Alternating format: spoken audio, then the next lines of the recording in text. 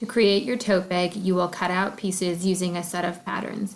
Each pattern piece contains information to help you properly place and trace it. Each pattern piece is labeled with the project it belongs to. No SA means that the pattern piece itself contains no seam allowance. The name of the pattern piece appears, as well as how many of this piece should be cut out. If relevant, the piece may also list how many of the piece should be cut out of which type of materials. Here it is listed to cut one of outer fabric and one of lining. Every pattern piece should have a grain line. The grain line is shown as a line with an arrow at both ends. The grain line shows how the piece should be positioned on the fabric. There is no seam allowance included on these patterns. In most cases, the edge of the pattern is the stitch or seam line. The seam allowance that needs to be added is written along the corresponding edge as a number with a plus sign. On this pattern, each edge needs a 1/2 inch of seam allowance added.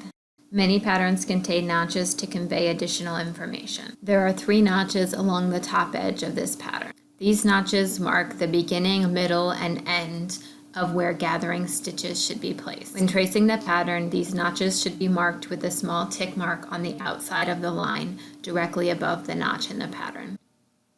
The pattern for the pleated pocket also has the name of the project and piece, how many to cut, as well as the grain line and seam allowance needed.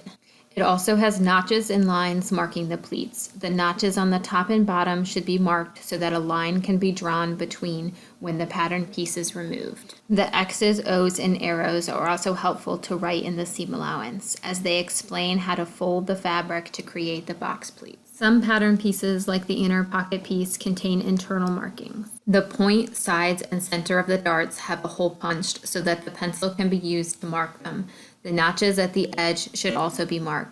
After the pattern piece is removed, the markings can be used to draw in the darts. For the bag body, the flat lining fabric, which has already been traced and cut out, will be used as the pattern piece. It should be laid out using the stitch line along the side as a grain line. The seam allowance is already included, so does not need to be added. The edge of the flat lining is the cut line.